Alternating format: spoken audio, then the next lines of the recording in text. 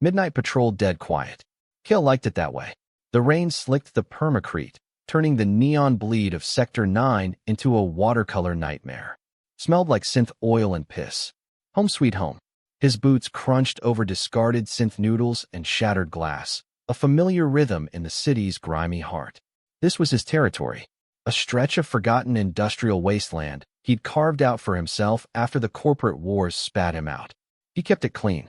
Not clean like sterile, but clean of trouble. His kind of trouble. The kind that wore uniforms or syndicate ink. Tonight felt different. The air was tight, charged with something other than the usual acidic smog. A flicker of movement in the alley ahead.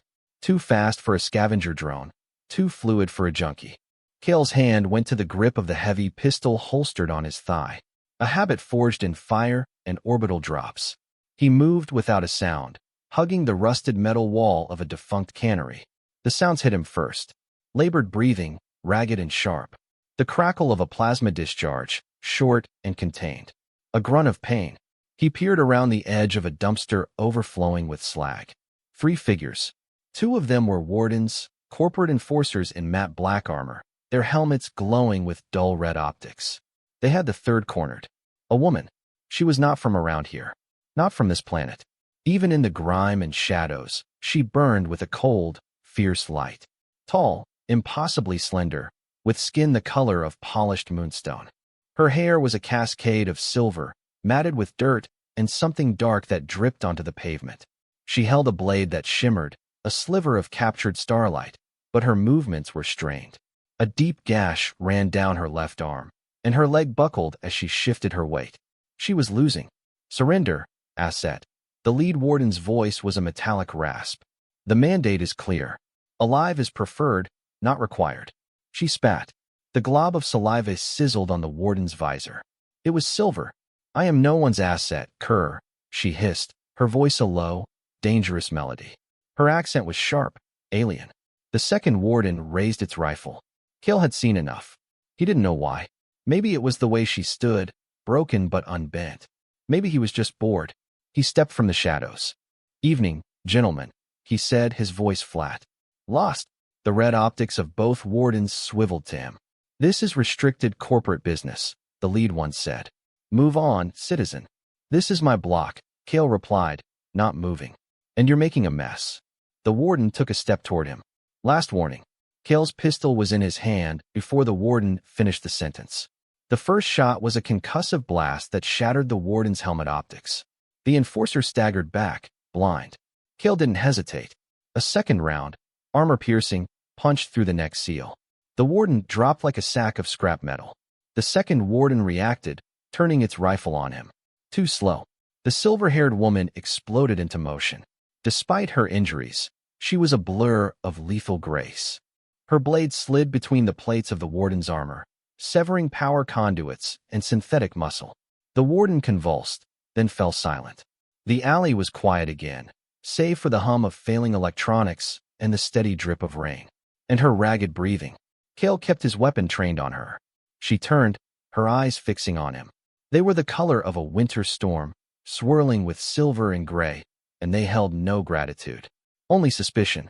I did not require your assistance, she said, her blade still held at the ready. Look that way to me, Kale said, holstering his pistol. He took a step closer. She flinched, her body tensing. Stay back. You're bleeding, he stated, his gaze fixed on the wound on her arm. A lot. The dark liquid was not red. It was a shimmering, quicksilver fluid. It is of no concern to you. She tried to take a step, to put distance between them, but her injured leg gave way. She gasped, catching herself against the brick wall. Kale closed the distance in 2 quick strides. He reached for her. Do not touch me, she snarled, trying to raise her blade, but her strength was failing. He ignored her. His arm slid around her waist, taking her weight. She was surprisingly light, but solid, like forged wire. Her body was rigid with fury and pain. Let go of me, human. No, he said simply. He looked down at the dead wardens. More will be coming. Her stormy eyes narrowed. I can handle them. Not like this, you can't, he said, his voice leaving no room for argument. You're coming with me. He didn't wait for a response. He scooped her up into his arms. She let out an enraged cry and struggled, but it was weak. The fight was draining out of her along with her silver blood. "I will kill you for this indignity," she whispered, her head falling against his shoulder. "Get in line," Kale said, and carried her into the darkness. His apartment was less a home and more a fortified box. One room, concrete walls, a steel door with 3 maglocks, and a single cot pushed against the far wall. A weapons locker stood next to it, scarred and dented. A small workstation cluttered with disassembled tech sat in the corner. There were no windows. He kicked the door shut behind them, the locks engaging with a series of heavy clunks. He laid her down on the cot. She was barely conscious now, her silver hair fanned out against the rough gray blanket. Her breathing was shallow. "Stay awake," he commanded, his voice sharp. Her eyes fluttered open, hazy with pain. He went to a battered metal cabinet and pulled out a med kit. It was military grade, filled with synth-skin applicators, plasma cauterizers, and broad-spectrum coagulants. He knelt beside the cot. "I need to see the wounds." She stared at him, her defiance a flickering ember. "I will tend to myself." "You can't even sit up," he countered, his tone clipped. "Arm." She didn't move. With a sigh of impatience, he took hold of her tunic. It was made of a strange, metallic fabric that felt cool to the touch. He ripped it at the shoulder seam, exposing the gash on her arm. It was deep, carved by a plasma blade. The edges were cauterized, but the bleeding hadn't stopped. Her silver blood pooled on the blanket. She hissed as he touched the skin around the wound. It was cold. "This is going to hurt," he said, picking up the cauterizer.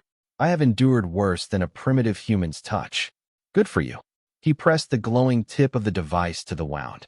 She arched her back, a silent scream caught in her throat, her hands clenching into fists. Her body trembled, but she made no other sound. He worked quickly, sealing the smaller vessels. The smell of burning flesh and ozone filled the small room. When he was done, he sprayed a layer of synth skin over the injury. "Leg," he ordered.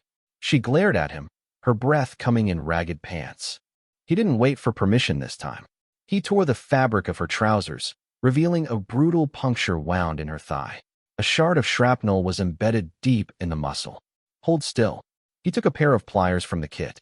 Her eyes widened slightly, a flicker of fear finally breaking through her pride. He gripped the metal shard. "This is the part that really hurts," he said, almost conversationally. He pulled. She screamed. It was a raw, piercing sound that scraped against the concrete walls. He dropped the bloody piece of metal to the floor with a clatter. Then he went back to work with the cauterizer and synth skin. He was all business, his movements precise and detached. A surgeon in a war zone. When he finished, he stood up and wiped his hands on a rag.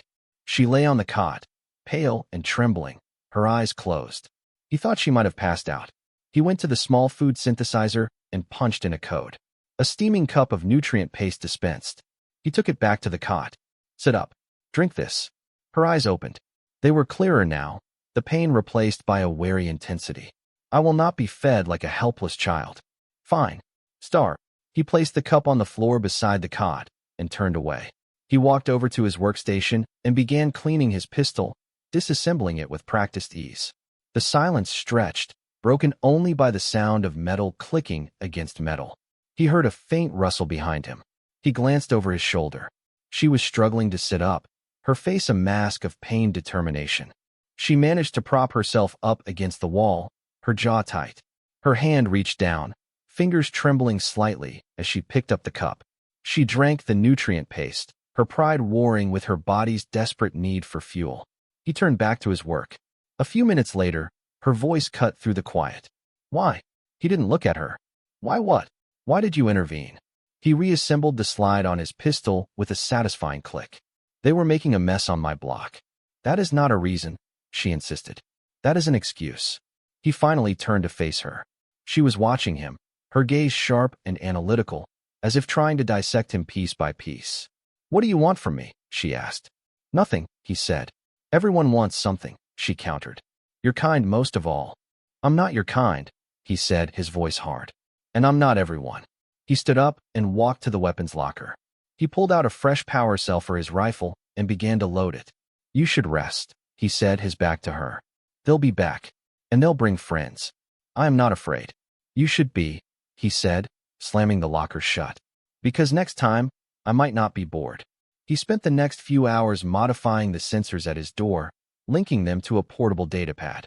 She watched him the entire time, silent and still. Her presence was a tangible thing in the small room, a coiled spring of tension. He could feel her eyes on him, studying his every move. He ignored it. He had learned long ago that emotional engagement was a liability. Detachment was survival. When he was done, he sat at his workstation, monitoring the external feeds. The sector was quiet. Too quiet. "Who are you?" she asked, her voice soft but carrying in the stillness. "A guy who lives here," he answered without looking up. "You fight like a trained soldier." "I was." "What happened?" "The war ended." He offered no more. He could feel her frustration radiating across the room. She was used to answers. She was used to command. "And what am I to call my reluctant jailer?" she pressed. "Kale." He waited for her to offer her own name. She did not. Fine with him. A name was a handle, something for others to grab onto. He preferred to be smooth, featureless. Hours passed. The nutrient paste seemed to be working. Some color had returned to her moonstone skin. She had shifted on the cot, finding a more comfortable position, though she still moved with a wince of pain. He found himself glancing at her more often than he should. At the sharp, aristocratic lines of her face. At the way her silver hair caught the dim light. At the fierce intelligence in those stormy eyes. She was dangerous. Not just because of the blade she still kept clutched in her hand, but because she was a complication. And complications got people killed. A soft chime from his datapad broke the silence. He straightened, his focus narrowing instantly. "Company," he said. He watched the screen. A proximity alert. 3 heat signatures at the end of the alley. Moving slowly, methodically. Wardens. He stood up and grabbed his rifle. "Stay down," he told her. "And stay quiet." He moved to the door, pressing his ear against the cold steel. He could hear the faint crunch of boots on gravel outside. A heavy thudding sound echoed through the door. They were knocking. A polite fiction. "Occupant," a synthesized voice called out. "This is a corporate security sweep. Open this door by order of the Warden Collective." Kale looked over at her. Her eyes were wide, fixed on the door. Her hand tightened on her blade. This was the moment. The choice. He could open the door. He could hand her over. He could go back to his quiet, empty life. Back to the silence and the smog. The thudding came again, harder this time. "Final warning, occupant. Noncompliance will be met with terminal force." He thought about the way she'd stood against them, injured and alone. Defiant to the last. He thought about the silver fire in her eyes. Damn it. He keyed the external comms. "What do you want?" he asked, his voice rough. "We are searching for a fugitive," the voice replied. "An off-world asset. Female. Non-human. Have you seen anyone matching that description?" Kale's gaze met hers across the room. He saw the tension in her jaw, the way she held her breath. She expected betrayal. She had been right. Everyone wanted something. He let the silence hang for a long moment. Then he spoke into the comms. "Haven't seen a thing," he lied. "Just me and the rats." He watched the relief flood her eyes, so quick he almost missed it. It was followed immediately by confusion. "We have tracking data that places the asset in this vicinity," the warden insisted. "Your tracker's busted," Kale said. "Now get off my property before I file a harassment complaint." There was a pause. He could hear them conferring in low, metallic tones. "We will require access to your dwelling to confirm," the warden said. "You don't have a warrant," Kale shot back. "We are the warrant." A high-pitched whine started, the sound of a plasma torch heating up. They were going to cut through the door. "Plan B," Kale muttered. He turned to her. "Can you fight?" She pushed herself into a sitting position, her face grim. "I can." "Good." He tossed her a compact plasma pistol from his locker. She caught it with her good hand, her grip surprisingly steady. Her eyes questioned him. "You just made yourself an enemy of the Warden Collective," she said, her voice a low murmur. "For a stranger. Guess I'm an idiot," he said, checking the charge on his rifle. The plasma torch began to eat through the steel, a glowing orange circle appearing in the center of the door. "Why?" she asked again, more urgently this time. Kale positioned himself to the side of the door, rifle raised. "Because they were making a mess on my block," he said. "And now they're trying to burn a hole in my door." He gave her a hard, humorless smile. "And that really pisses me off." The circle of molten steel fell inward with a clang, and the barrel of a Warden rifle poked through the hole. Kale fired. The room erupted in a storm of plasma bolts and concussive blasts. He moved with an economy of motion honed by years of brutal conflict. He fired, took cover behind the workstation, fired again. He heard the sharp crack of the plasma pistol she held, her shots precise and deadly. One of the wardens went down, gurgling as a bolt burned through its throat. They fought in the cramped space, a whirlwind of violence. He didn't have to look to know where she was. He could feel her presence, a steady point in the chaos. She covered his left flank while he focused on the breach. They moved like they had trained together for years. A second warden fell, its chest cavity blown open. The third retreated, firing blindly back into the room. Kale lunged forward, grabbing a discarded stun grenade from one of the downed wardens. He armed it and threw it through the hole in the door. A blinding flash, a deafening bang. He charged out into the alley. The last warden was staggering, disoriented. Kale put 2 rounds into its chest, and it collapsed. The alley was quiet again, littered with smoking corpses. He stood there for a moment, the adrenaline singing in his veins. It had been a long time since he'd felt this alive. He turned and went back inside. She was leaning against the wall, the plasma pistol still smoking in her hand. Her face was pale, but her eyes were bright with a fierce, wild energy. "We need to go," he said, already moving, grabbing a duffel bag and stuffing it with ammo, medkits, and ration bars. "They'll send a whole platoon next." She nodded, pushing herself off the wall. She swayed, and he reached out, steadying her with a hand on her arm. Her skin was still cool, but there was a current of energy running through her. "You fight well, for a primitive," she said. "You're not so bad yourself, for royalty," he retorted. She froze. Her stormy eyes narrowed on him. "What did you say?" "The way you talk. The way you fight. The way they're hunting you," he said, throwing the bag over his shoulder. "You're not just some random off-worlder. You're important." She didn't deny it. She just watched him, her expression unreadable. "My name is Lyra," she said finally. It was a concession. A first step. "Let's go, Lyra," he said. He led her to a false panel in the back wall. Behind it was a ladder leading down into the city's sewer system. His emergency exit. He went first. She followed, moving stiffly but without complaint. As he sealed the panel behind them, plunging them into darkness, he heard her whisper, "I am in your debt, Kale. Debts get you killed," he said into the dark. "Let's just call it even." The tunnels were a labyrinth of filth and decay. The air was thick with the stench of chemical waste and rot. Kale moved with a sure-footed confidence, a small light on his rifle cutting a path through the oppressive blackness. Lyra followed close behind, her silence a testament to her discipline. He could hear her breathing, still a little ragged, but steady. They walked for what felt like hours. "Where are we going?" she finally asked. "Somewhere they won't look," he replied. "A maintenance hub for the old maglev lines. Abandoned decades ago. You have many hiding places. Comes with the job," he said. "What job is that?" "Staying alive." They reached a rusted circular hatch. Kale cranked it open with a groan of protesting metal. He climbed through, then helped her up. The space was vast and cavernous, filled with the skeletons of forgotten trains. Dust motes danced in the single beam of his light. It was cold, silent, and safe. He found a small, windowless control room that was relatively clean. He set down the duffel bag and activated a portable power cell, bringing a few dim lights to life. Lyra sank onto a dusty bench, her face etched with exhaustion. The adrenaline had worn off, leaving the pain in its wake. Kale handed her a ration bar and a canteen of water. She took them without a word. They ate in silence. The quiet was different here. Not the tense silence of his apartment, but a deep, tomb-like stillness. "You were right," she said, her voice low. He looked at her. "I am important," she continued, struggling with the word. "I am Lyra of House Ethel, first daughter of the sovereign.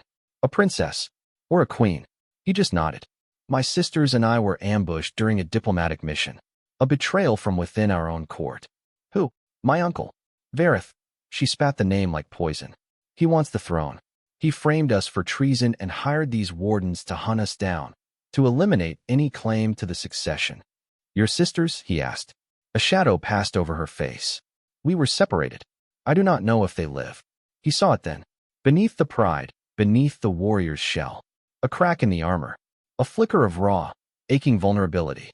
He looked away, uncomfortable. He didn't do vulnerability. He dealt in concrete things. Weapons. Tactics. Survival. We rest here, he said, changing the subject. Then we find a way to get you off this rock. I am not running, she said, her voice regaining its steel. I am going to find my sisters. And then I am going to take back what is mine. You and what army? He asked, his tone laced with cynicism. She met his gaze, and the silver fire was back in her eyes, burning brighter than ever. For now, she said. You? He laughed, a short, harsh sound. I'm not an army. I'm one man. I have seen what one man can do, she said. The intensity of her gaze was unsettling. It felt like she was looking straight through him, past the walls he'd built, into the part of himself he kept locked away. The part that still remembered what it was like to fight for something, to believe in something. He stood up abruptly. Get some sleep, he said, his voice rougher than he intended. I'll take first watch. He walked to the doorway of the control room, positioning himself so he could see the main cavern. He didn't want to be in that small space with her anymore. It felt charged, dangerous in a way he wasn't used to. He heard her lie down on the bench, the soft rustle of her clothing echoing in the silence. He stared out into the darkness, his rifle resting on his knees. He was a loner, a survivor. He didn't get involved. But as he sat there, listening to the soft, steady rhythm of her breathing, he knew it was already too late. He was involved, and he had a sinking feeling that his quiet, empty life was over for good. The next few days passed in a tense, quiet routine. They spoke little. He would go on scouting runs, slipping through the underbelly of the city to gather supplies and intel. She would rest, her body slowly knitting itself back together. Her alien physiology was remarkable. She healed at a rate that should have been impossible. The deep gashes became thin, silver scars. Her limp lessened with each passing day, but the tension between them did not. It coiled in the silence, a living thing. He found himself watching her when she didn't know he was looking. She would practice with her blade, her movements becoming more fluid, more deadly, with each session. She moved like a dancer, a whisper of silver and steel in the gloom of the maglev station. He would watch the play of muscles in her back, the fierce concentration on her face, and he would feel something stir inside him, something he hadn't felt in a very long time. One evening, he returned from a supply run with a piece of real food. A synth steak, a rare luxury. He cooked it over a small, smokeless heat cell. The smell of seared protein filled their small sanctuary. He handed her a piece. She looked at it, then at him, her expression guarded. What is this? Food, he said. Eat. She took a tentative bite. Her eyes widened slightly. A flicker of pleasure, quickly suppressed. It is acceptable, she said, her tone regal. He almost smiled. They ate in their usual silence, but something had shifted. A small truce had been declared. Later that night, he was cleaning his rifle when she spoke. Tell me about your war. He didn't look up. Nothing to tell. You wear it like a cloak, she said, her voice soft. The way you move. The way you look at the world. I know that look. He stopped his work. He stared at the weapon in his hands, at the scarred metal that had been his only constant companion for years. It was a corporate war, he said, his voice a low monotone. For control of the outer colonies. I was a ranger for a corp called Aerodyne. You fought for a corporation? I fought for a paycheck, he corrected. We all did. He told her about the orbital drops, the zero-G combat, the endless cycle of violence. He told her about the day his squad was sent to pacify a colony on a world called Cygnus X-1. They weren't miners, as the briefing had stated. They were families, civilians. He had refused the order. His commander had tried to execute him for insubordination. Kale had survived. His commander had not. He'd been on the run ever since. When he finished, the silence in the room was heavy. He had never told anyone that story. He looked at her. Her stormy eyes were filled with an emotion he couldn't name. It wasn't pity. It was understanding. You chose honor, she said quietly. I chose to live, he said, shrugging it off. Honor doesn't fill your belly. Sometimes, she said, her gaze unwavering. It is the only thing that does. She stood up and walked over to him. She knelt in front of him, her proximity sending a jolt through his system. He could smell her scent, something clean and alien, like ozone and cold stone. She reached out and gently touched the scar on his temple, a remnant from his last argument with his commander. Her touch was light, hesitant. It sent a fire racing down his spine. "You think I don't see it?" she whispered, her voice a low thrum that vibrated through him. "See what?" he asked, his own voice hoarse. "The way you watch me," she said. Her eyes bored into his, stripping him bare. "The hunger." His hand came up, his fingers wrapping around her wrist. Her skin was cool, smooth. He should have pulled away. He should have put distance between them. He didn't. "Maybe you're the one who's hungry," he shot back, his voice a low growl. A challenge. A spark ignited in her silver eyes. "Perhaps," she breathed. And then she leaned in. Her lips met his. It wasn't a gentle kiss. It was a collision. A clash of wills, of fire and ice. It was desperate and raw and consuming. Her other hand came up, tangling in his hair, pulling him closer. He groaned, his control shattering. His hand left her wrist, sliding up her arm, to her shoulder, to the back of her neck, pulling her impossibly closer. He lifted her, his arms wrapping around her waist, and sat her on his lap without breaking the kiss. She straddled him, her body pressing against his. It was a battle, a surrender, a claiming. He could feel the coiled strength in her, the warrior's power. And he met it with his own.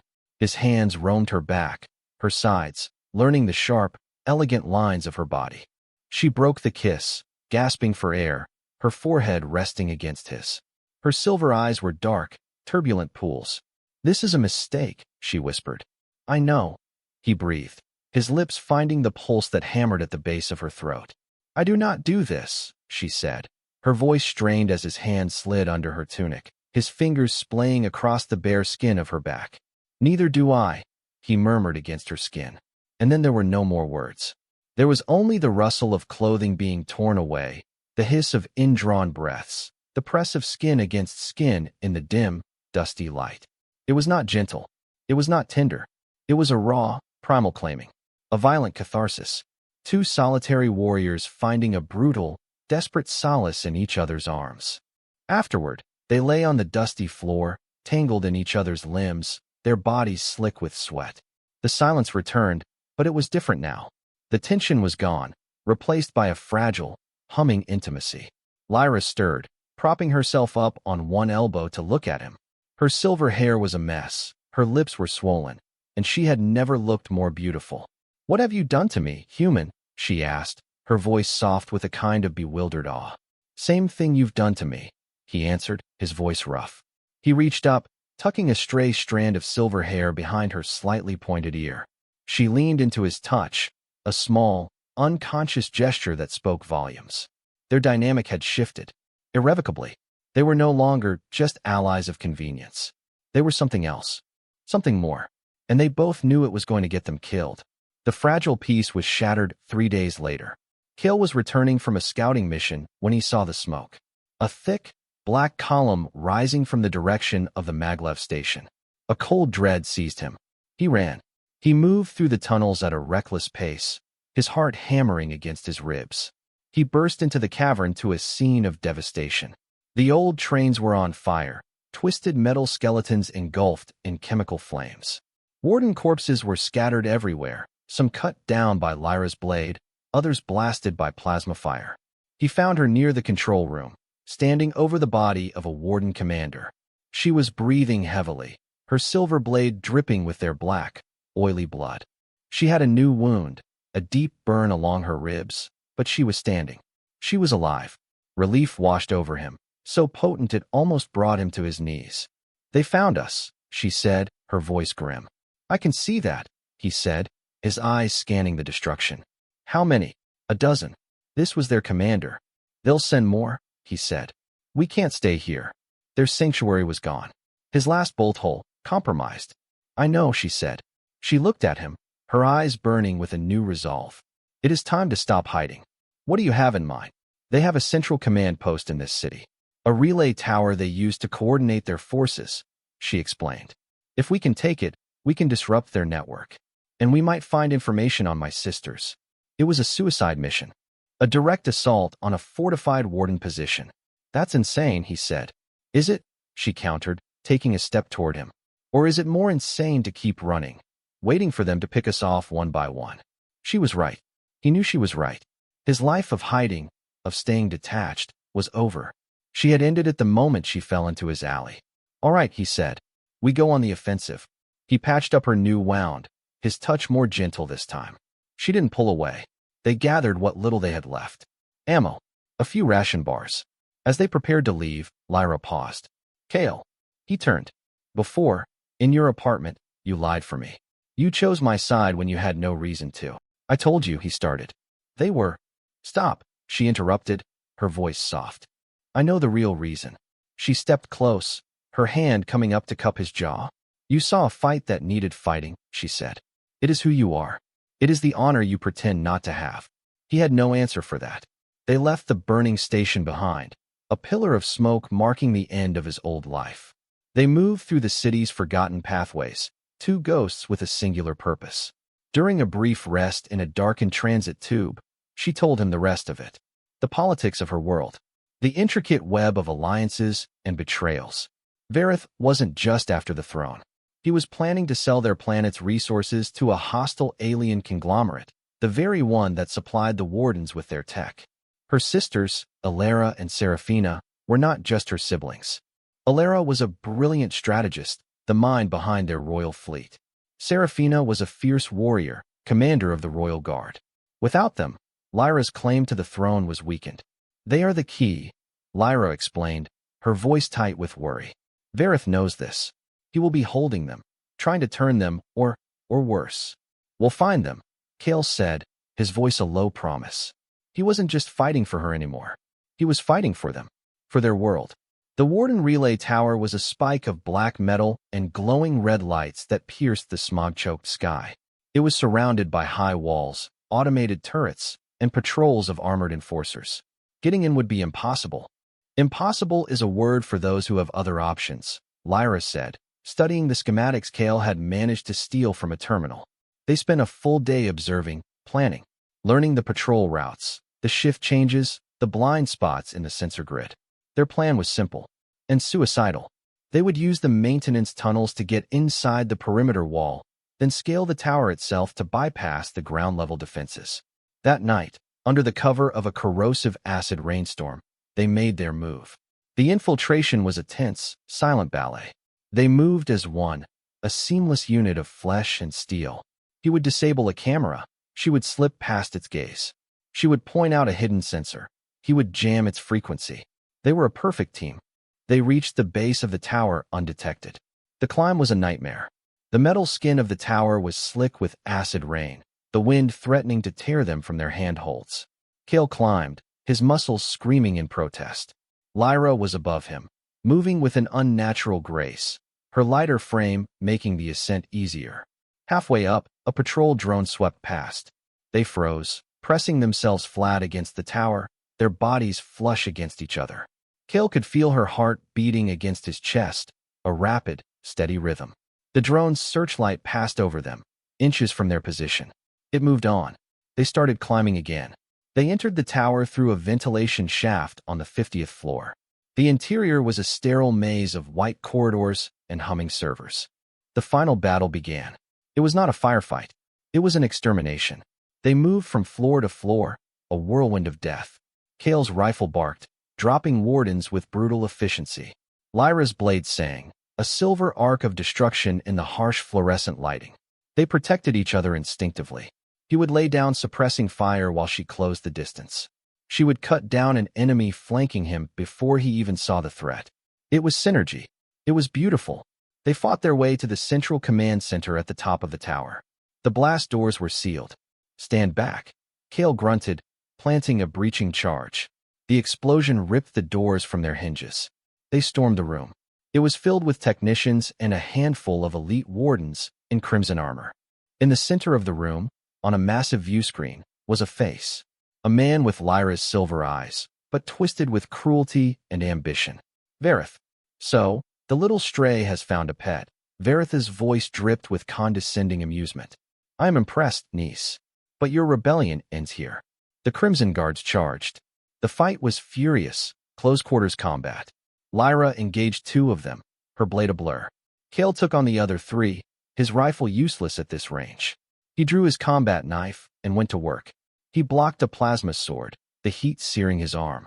He spun, driving his knife into the guard's neck joint. He saw one of the guards level its rifle at Lyra's back. She was occupied, locked in a deadly dance with the other elite. There was no time to shout, no time to think. Kale threw himself forward, shoving her out of the way. Agony exploded in his side as a plasma bolt tore through his armor and flesh. He hit the floor, his vision swimming.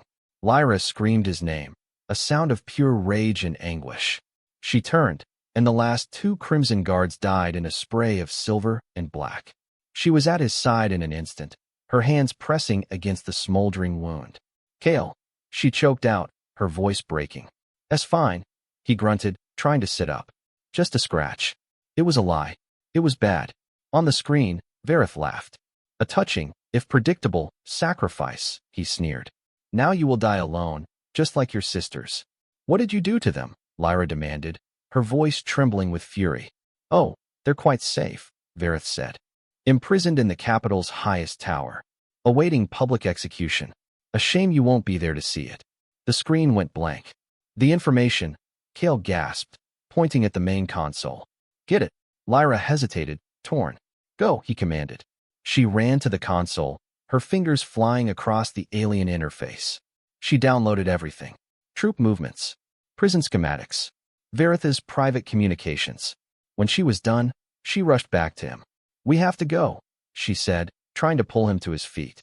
He cried out in pain, his legs refusing to hold him. Can't, he said, his breath short. You go? Get your sisters. No, she said, her voice fierce. I am not leaving you. Don't be stupid, he coughed, tasting blood.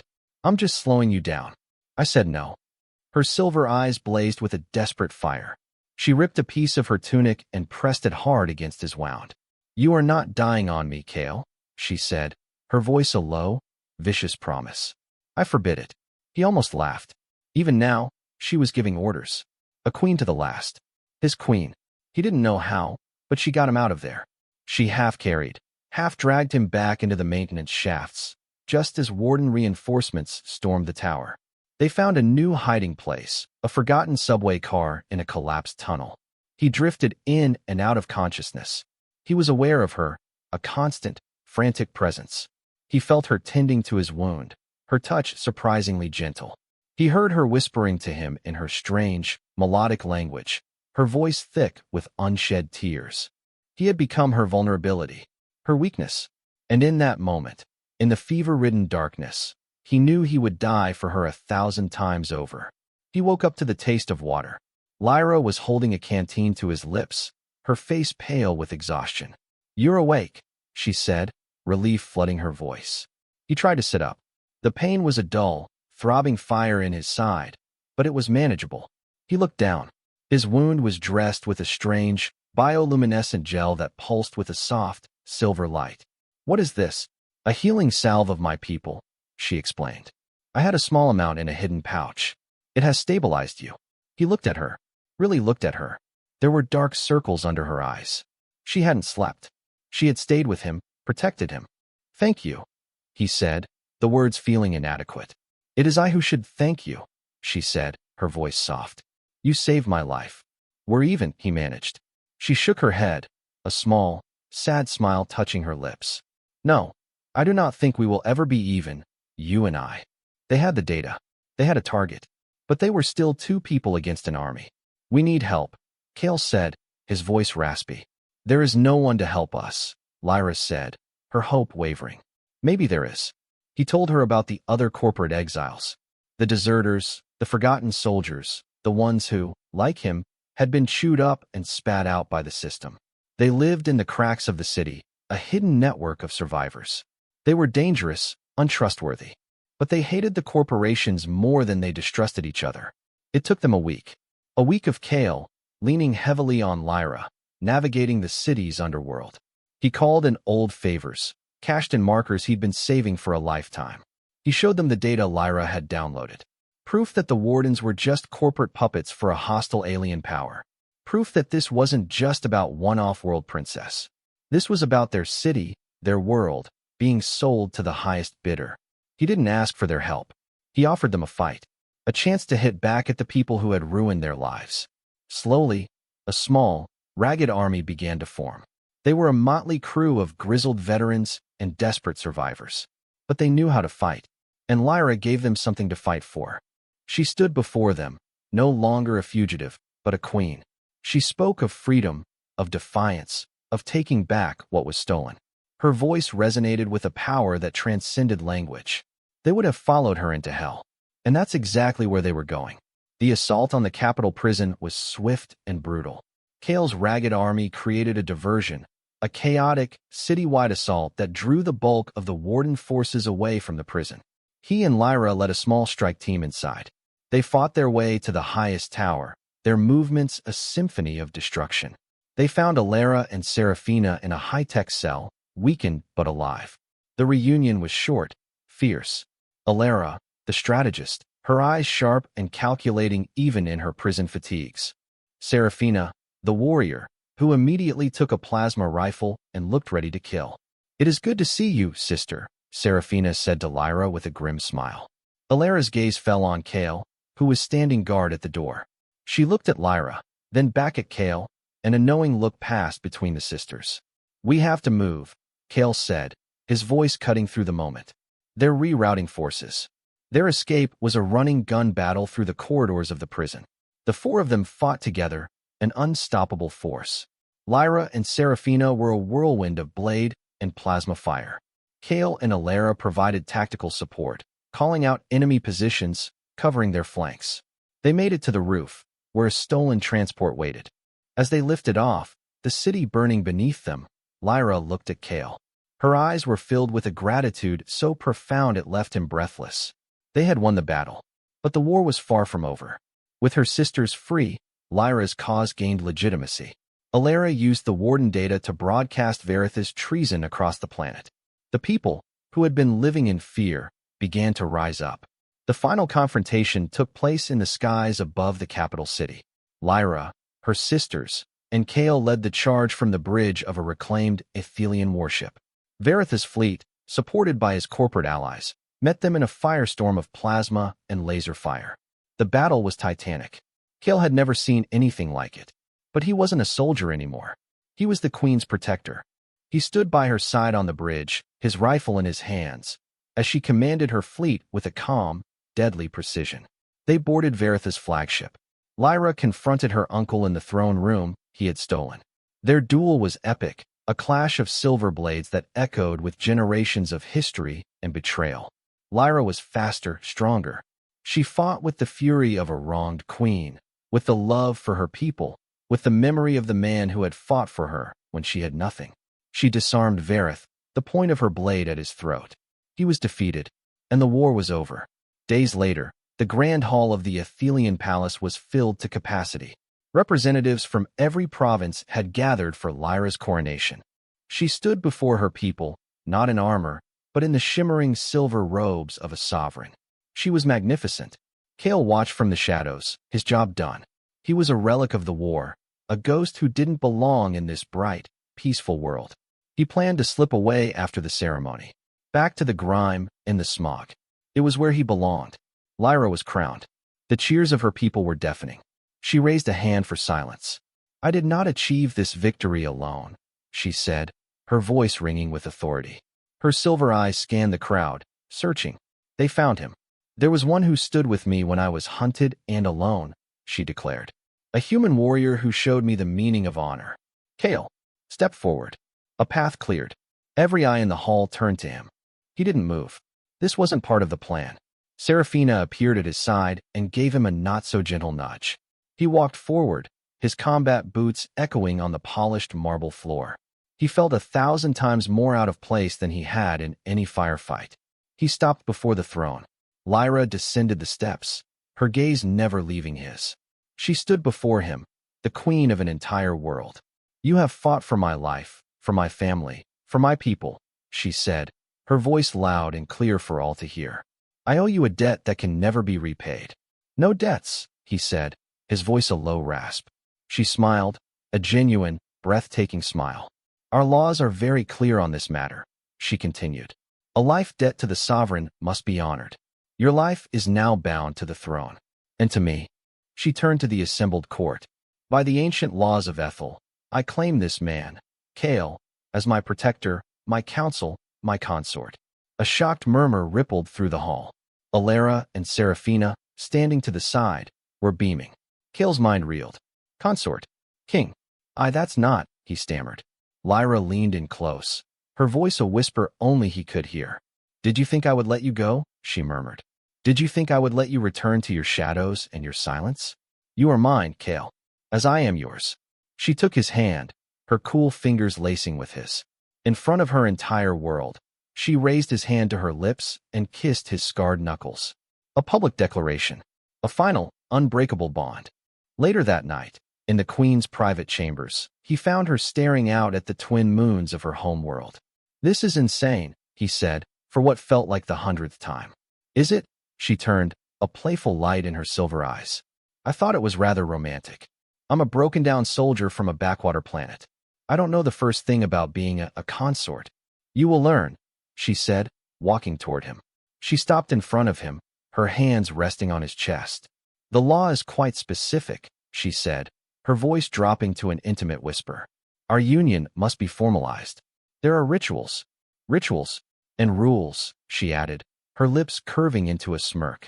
She leaned closer, her breath warm against his ear. She whispered, one bed by law. He looked down at her, at the fierce, beautiful queen who had turned his world upside down. He saw the love in her eyes, the challenge, the promise of a future he never dreamed he could have. He agreed. His agreement was a low growl of her name, a capturing of her lips with his. At that moment, the chamber door slid open. Alara and Seraphina walked in, smiling. Sister, Alara said, her tone businesslike, but her eyes dancing with mirth. The council requires your presence to ratify the decree. Seraphina clapped Kale on the shoulder, a little too hard. Try not to break our new king before the official ceremonies, Lyra. Lyra pulled back from Kale, a faint blush on her moonstone cheeks. We were just discussing state matters, she said, with a regal composure that didn't quite hide her fluster. Kale watched them go, this impossible family of warrior queens. He was home. It wasn't a fortified box in a forgotten alley. It was here with her. He looked out at the alien sky, at the swirling nebulae and the strange, bright stars. His quiet life was over, and he wouldn't have it any other way.